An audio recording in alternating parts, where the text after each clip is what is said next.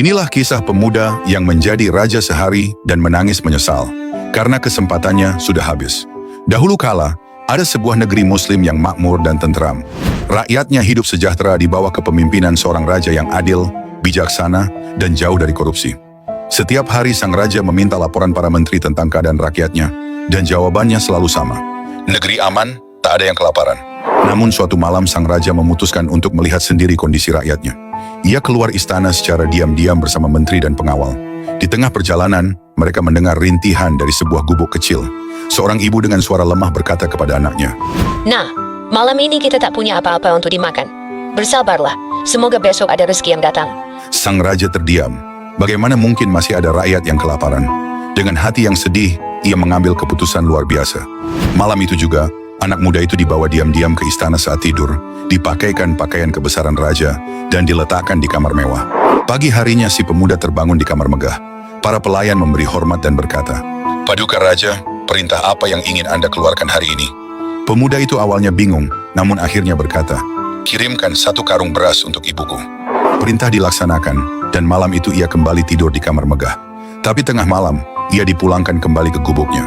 Keesokan paginya, ibunya menangis bahagia melihat anaknya pulang. Ia berkata, "Nak, ibu mencarimu semalam kemana-mana. Tapi anehnya, ibu justru mendapat sekarung beras dari sang raja." Pemuda itu terkejut. Ia sadar, beras itu adalah pemberiannya sendiri saat menjadi raja sehari. Dengan hati menyesal, ia segera pergi ke istana, memohon pada sang raja. "Paduka, izinkan aku menjadi raja lagi. Walau hanya setengah hari, aku ingin mengirim lebih banyak beras untuk ibuku." Namun sang raja menjawab tegas, "Waktumu menjadi raja sudah habis."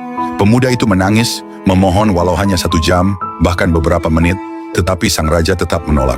Kesempatan itu telah lewat.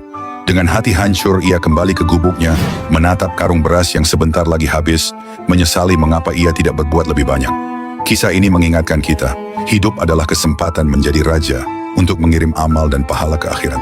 Saat ajal datang, waktunya sudah habis, dan penyesalan tak akan mengembalikan kesempatan yang hilang. Kisah ini menjadi cermin bagi kita semua. Begitulah kelak orang-orang kafir dan para pendosa menyesal di hari kiamat.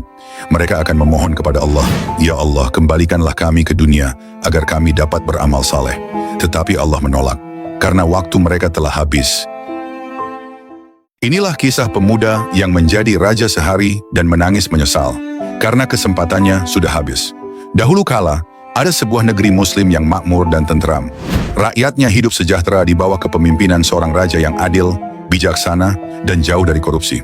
Setiap hari sang raja meminta laporan para menteri tentang keadaan rakyatnya, dan jawabannya selalu sama.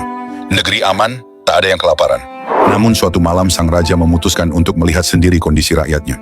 Ia keluar istana secara diam-diam bersama menteri dan pengawal. Di tengah perjalanan, mereka mendengar rintihan dari sebuah gubuk.